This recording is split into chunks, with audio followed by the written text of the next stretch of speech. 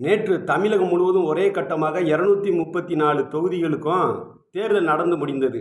முன்னாள் அமைச்சர் கரூர் செந்தில் பாலாஜி அவர்கள் இந்த தேர்தலில் வாக்களிக்கவில்லை அப்படின்னு ஒரு செய்தி வெளியாகி கொண்டிருக்கிறது. அதற்கு செந்தில் பாலாஜி தரப்பிலிருந்து கொடுக்கக்கூடிய விளக்கம், கோவை மாவட்டத்திற்கு செந்தில் பாலாஜி அவர்கள் பொறுப்பாளராக நியமிக்கப்பட்டதால் அவர் பணிச்சுமை காரணமாக அவர் வாக்களிக்க கரூருக்கு செல்ல முடியவில்லை என்ற ஒரு உலகத்தில் எவனுமே சொல்லாத ஒரு விளக்கத்தை கொடுத்திருக்கிறார்கள்.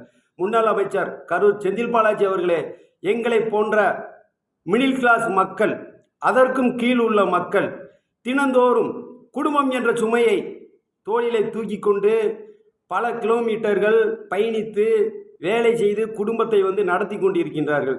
ஆனால் நீங்கள் நினைத்த நேரத்தில் நினைத்த மாடல் காரில் பயணம் செய்து நீங்கள் வாக்களிக்க முடியும். கரூரில் எங்களை போன்றவர்கள் ஓட்டு சொந்த ஊர்களில் இருந்தால் கூட அந்த ஓட்டை ஜனநாயக கடமையை நிறைவேற்ற வேண்டும் என்று இரவு பகலாக முழித்திருந்து பஸ்ஸை பிடிச்சு ஊருக்கு போய் இறங்கி ஓட்டை அழித்து விட்டு ஜனநாயக கடமையை நிறைவேற்றி விட்டு திரும்ப சேர்றோம்.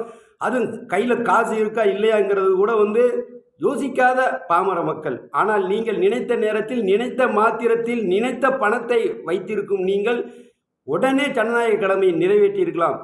ஆனால் இந்த கோவை மாவட்டத்துக்கு பொறுப்பாளராக ஆகிட்டு அதனால ஜனநாயக கடமையை நிறைவேற்ற முடியலன்னு சொல்கிறீங்களே, உங்களுக்கு நாளைக்கு ஏதாவது வேறு கஷ்டம் வந்துருந்தால் நீங்களாம் எப்படி மக்களுக்கான சேவையை செய்வீர்கள் மிஸ்டர் செந்தில் பாலாஜி அவர்களே?